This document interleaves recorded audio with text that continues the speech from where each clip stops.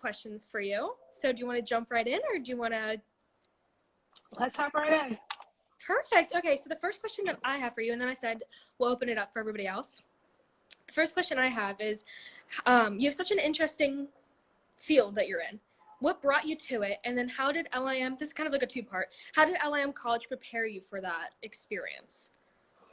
I would say I probably was born to be an archivist. The foundation was always there. I've always been a collector. Like just starting with CDs and magazines. I've always collected CDs. And fashion magazines. My parents have always been into like hip hop, just music in general, and Yeah. fashion. So I always knew that I wanted to be in the fashion industry, but I never was sure in which capacity because I just have so many interests and so many different talents that I just wanted to be able to utilize all of them.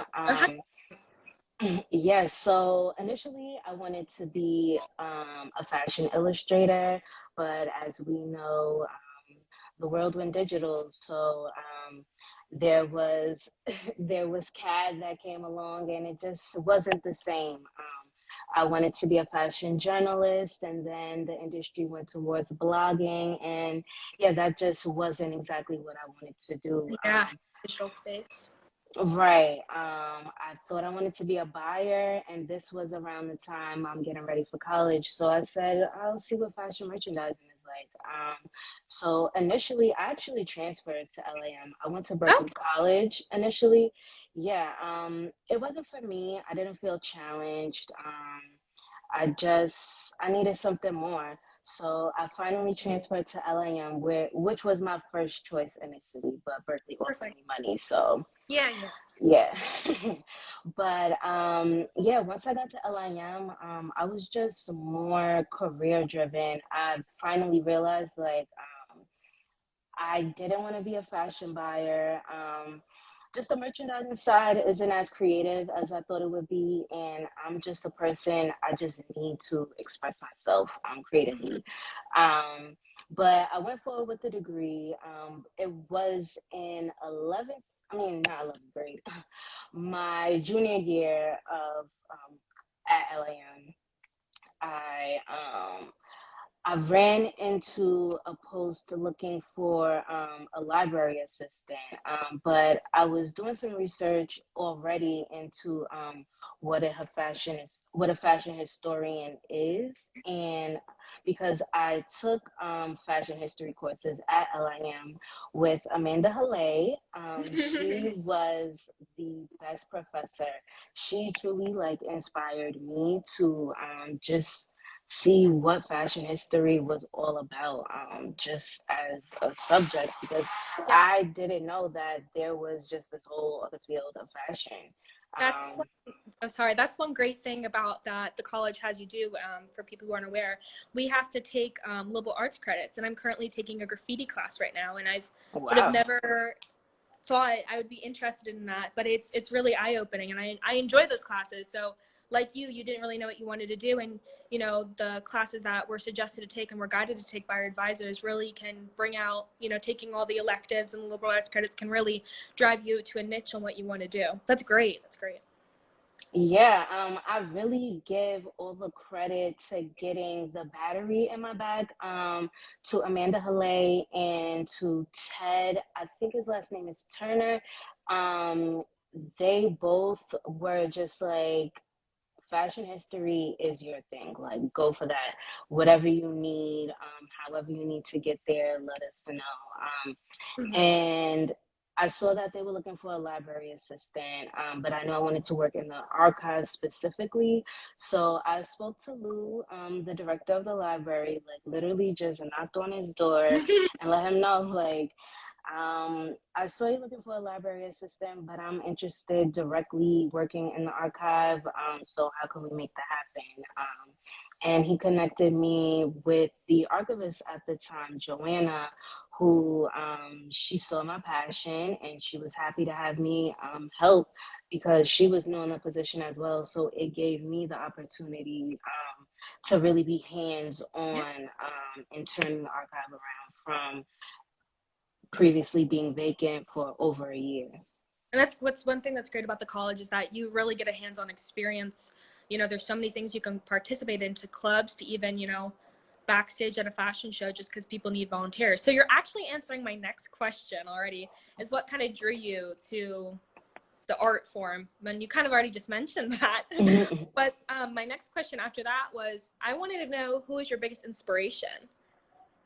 Today, Oh. when you were applying for college, when you graduated, overall, who would you say is your biggest inspiration? It can be alive, dead, family member.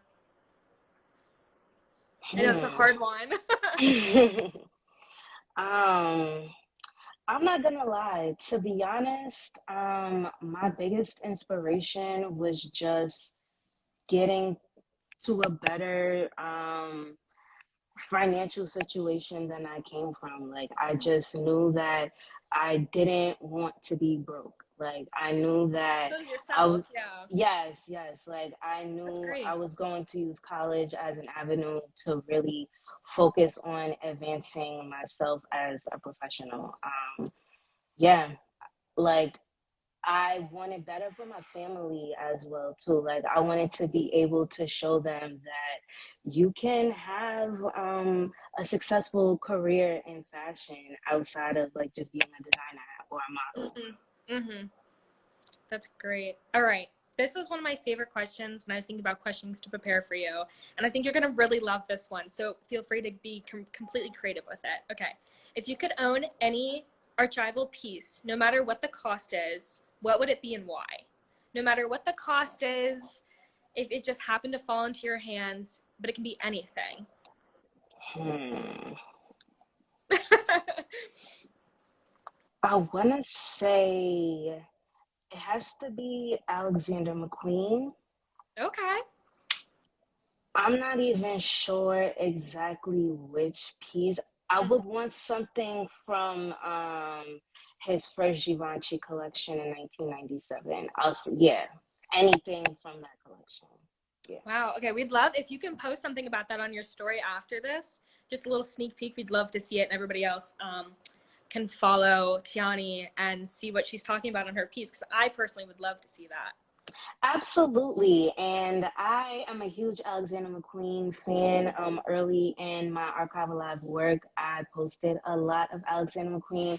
I actually have an Alexander McQueen book behind me right here. So yeah, it's real. I have so many of those books laying around my apartment. You're actually stacked up on a couple of them so that I'm at a perfect height for the live right Yes, now. my little reading nook. Yes, gotta love a reading nook. What is your what do you want to show the world? Like, what impact do you want to give on others? Because you mentioned how you're very like your self's like inspiration and stuff like that, and you're very, you know, you do everything just because you want to be better for yourself, which is great. But what impact do you have? Do you want to leave an impact on others? And if so, what would that be? Um, a lot of my work, honestly, is for the education and the inspiration and the enlightenment and the enrichment of others. I have access, like unlimited access to information just as an information professional. And I see the gaps in where the accessibility of information stand. So, whatever I can do to fill in those gaps, I am like just ecstatic and more than willing to do. And then to also provide access to that information in a compelling, an interesting way, because I'm aware that a lot of people don't like history because it's just, a thing of the past. People see it as boring. And it's never been presented in like, an interesting and engaging In a way. light, yes. Right. So I try to bring that aspect to it. I try to make it a little bit more lighthearted, but And still, alive. right, That's alive. That's what your exactly. Instagram's for. Alive. Exactly. That's great. That's great. Mm-hmm. Yep. So just to make it real for everyone, and still in an objective way. I try not to push like my views onto what the actual information itself is. That's perfect. That's perfect. That was, we got a comment saying, what a wonderful mission. That's my best friend. Thanks, Oh, girl. really? Oh, hi, best Yeah. friend. We have some more. We have one that says, Archive Alive is such a fantastic account. Thank you. Let me scroll up. Someone said queen. Scroll up. Sorry, I have to scroll through all of this. Okay, so I wanted to open the floor to everybody else who's watching to ask questions. Those were my questions. If I have any more, I'll definitely tell you why I think of them. But those were my top 5, and you kept answering all of them like back to back. So it was great. But if we have any other questions from the audience, we'd love to hear them. Okay, we have one coming in from Danny Dwog. How do you go about building your collection? Honestly, I just whatever I'm currently interested in, I read a lot first. Like I do the initial research, and then I just get a bit more specific. So if there's a specific period that I'm interested in learning about, then I'll go to the library and borrow some books. Or if they don't have the book that I'm looking for, then I'll just buy it. Yeah, I What literally buy a lot of books and I was gonna say, what magazines. library do you still use? LIM College, or do you have like a public library card? I have a public library card for NYPL and Brooklyn PL and Freeport, my hometown on Long Island. But I actually, before the pandemic hit, I still went to LAM College, like for the library. And it was known to me that I was always welcome to do my research. So yeah, before the pandemic hit, I was still utilizing the LAM library after I already graduated. They have some great stuff in there. I remember the first time We I do. walked in with my parents, my mom was like, "Oh my goodness, look at all this stuff!" Like, because my mom went to school for fashion merchandising. She's like, "We didn't have all this." Nice. So it's definitely, yeah, it's definitely a great library. We got another question. It says, "What Mhm. magazine did she read growing up?" Oh, so did you read any certain type of magazine, or have a favorite type of magazine? Yeah, growing up, I loved just like pop magazines as well, and the teen magazines, 17 magazine. But then also just growing up in the Black community, when you would go to any Black establishment, to be honest, there was Essence, Ebony, Jet, um, and then when Oprah came out with her magazine, and then also like going to the hair salon, so Hype Hair and Sophisticated Black Hair, that's where I would get like hair inspo. That's great. So literally like across the board, I made sure to read everything. Like when you're in the supermarket and they have like that dedicated aisle, and then also like when you're about to check out, like I'm reading People magazine. And, Ah, see, I yeah. go for the candy. I don't go for the magazine on the little grocery checkout. I had another question that popped into my head before we take some more questions. You Mhm. recently just did something for the Huntington Post, correct? Oh yes, Huffington Post. Yes. Yes. So tell me a little bit about that. And what was it like? Like, did you like it? Did you enjoy it? Was there anything that you were like, tried it, don't really want to do it again? No, that was a great piece. Ruth is the writer who reached out to me. She wanted to do just a piece highlighting Black digital archivists Mm-hmm. and memory workers, basically, people who focus on preserving Black culture in their own different ways. And it was a great cohort of people. I'm familiar with them all as well, so I consider them my peers. And we kind of bounce off of each other when we're active as well, just as far as like highlighting subject matter and what's going on in the Black fashion world. So we have another question. Oh, we have a couple questions. Um, okay. Someone asked, loved your creation, and would you ever consider creating your own exhibition? That's a great question. Yes, absolutely. I would love to do an exhibition. I've actually had opportunities where I was going to help with an exhibition and then it kind of fell through. It's actually really hard to put together an exhibition just through experiencing that. So I definitely plan to do that with the perfect and correct execution. That is definitely on the horizon for Archive Live. Crazy. All right. Another one is, what is something that is a part of your wish list? Naomi Campbell has a photo book. I think she recently updated it, like released a new version. I want that. It is published by Tashin, who does like a lot of the art books. What else? I actually keep a list. I keep an active list of just what I need to buy. Plus, yeah. Yes, and it's pretty long. Um, so that's why I have to work a 9 to 5 to fund Archive Alive. But yeah, Naomi Campbell is like number one on that list, and just like more photographer books as well. Yeah. Another question that could probably go a little bit hand in hand with that. Someone asked, what's your favorite fashion, editorial, and designer?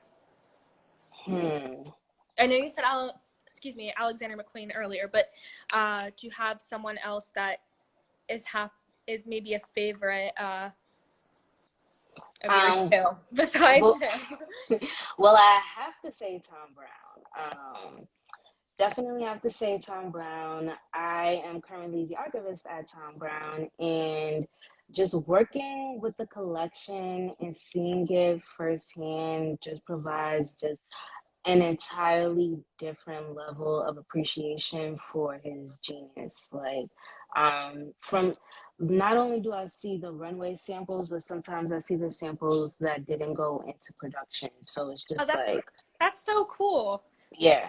That's really cool. All right, goodness, we have so many just coming in all at once. All right. How should we get in contact with you if we want to collaborate? Oh, well, you can email info@archivealive.co, and I take all inquiries and answer them there. Do you want to write that down in the comment section just so people have that? Also, don't forget to follow Tianni on Archive Alive Instagram account. I'm sure she wouldn't mind if you guys DM'd her as well. Right. And I believe the email is also available in like the bio. Perfect. Okay. All right.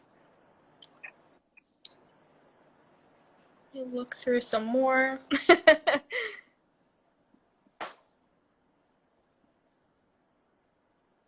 Someone asked, what is your go-to fashion piece of jewelry? Gold hoops. Gotta love them. Yes, I am a gold hoop girl. I'm wearing like way less jewelry than I normally wear on a regular basis. At minimum, I'm wearing gold hoops, 2 gold necklaces, a bracelet, and maybe like 2 rings at minimum. Yeah, I have this beautiful piece from Marc Jacobs right now. That's a Nice. three-toned piece, and I love it so much. So I totally understand about stacking jewelry. Let me see. What is your favorite piece that you have found so far to post, and how did you find it?